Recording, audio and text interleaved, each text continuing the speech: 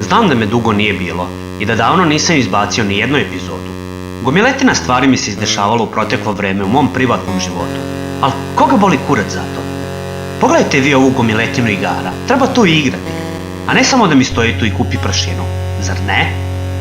Ali, nažalost, imam dosta igara tu za koje jednostavno nemam dovoljno materijala da bi ih pretvorio u celu epizodu, pa sam zato odlučio da pravim novi serijal sa mini epizodama koje možda neće biti toliko smešne kao ove do sad. Ako ništa drugo, gledat ću da ih pravim češće. I ne brinite se, i dalje ću pravim igre iz davnina. Već imam ideje za naredne 3-4 epizode. Mada, u međuvremenu ću gledam da izbacim i epizode za ovaj mini serijal pod nazivom Drevni pikseli. Ajde sad da pređemo na stvar.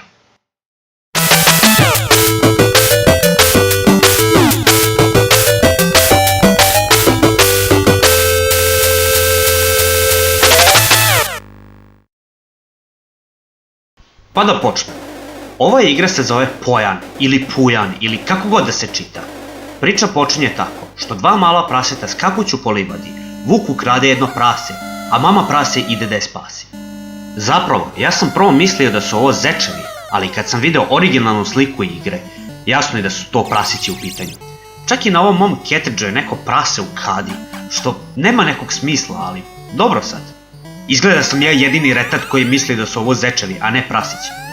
Inače sam napravio lapsus kad sam poredio Rabbit Village sa ovom igrom, gde sam također rekao da su ovo zečevi. Ova igra je kompletna kopija ove druge igre. Imate iste vukove, iste zečeve, sve je isto, samo je staza malko drugačija. Kakve lopovčine! Sama igra je pomalo neočekivana posle onakvog uvoda. Ja sam mislio da idemo da bijemo vuka, a ovdje se branimo od njih, što je malo čudno, ali nema veze. Inače, šta se tu dešava? Imamo vukove koji skaču sa drveta i koriste balone da bi ublažili pad. A vi ste u liftu koja ova dva zeca, hoću reći svinje, vuku gore dole. I na vama je da probušite vukovima balone. Zašto morate da gađate u balone, a ne u vukove? Zato što imaju neki štit očigledno. Pored strela možete da pokupite i meso. Da, to je meso. I da ih time gađate.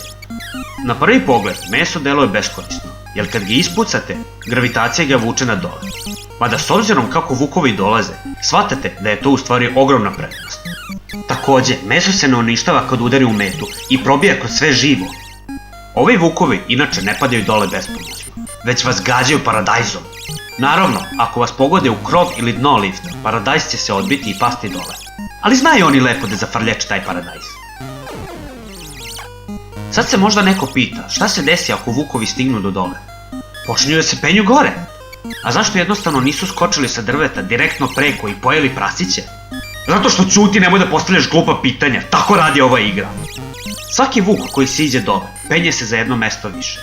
To nije problem samo zato što ako 4 puta propustite vuka, gotovi ste. Već vukovi hoće i da gricu. U svakoj stazi imate određeni broj vukova i kad ih pobijete sve, idete dalje na sljedeći nivo.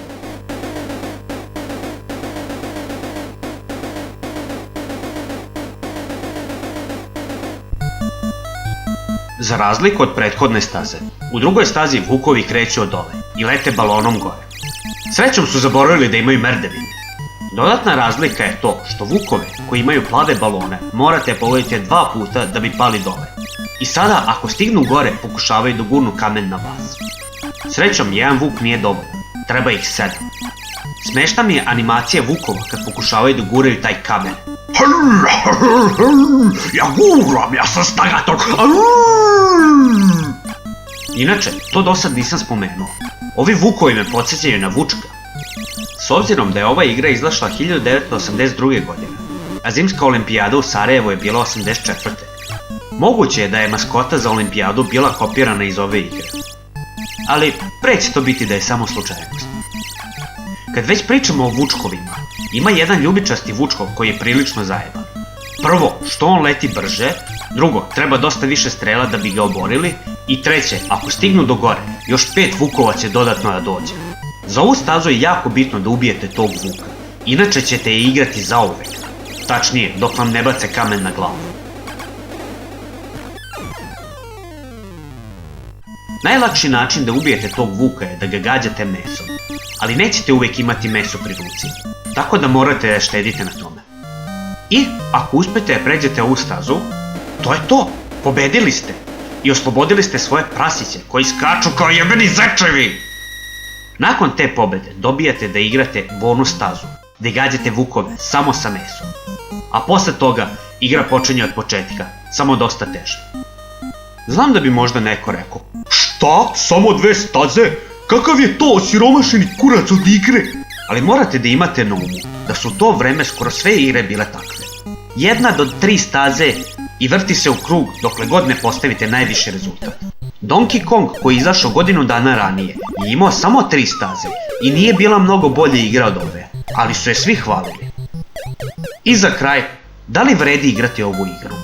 Pa ja bih rekao da vredi. Nije sad neko remek delo i možda nema neku dobru priču, ali je prilično zabavna i simpatična igra. Iako je pomalo teška, jer vukovi znaju biti govna.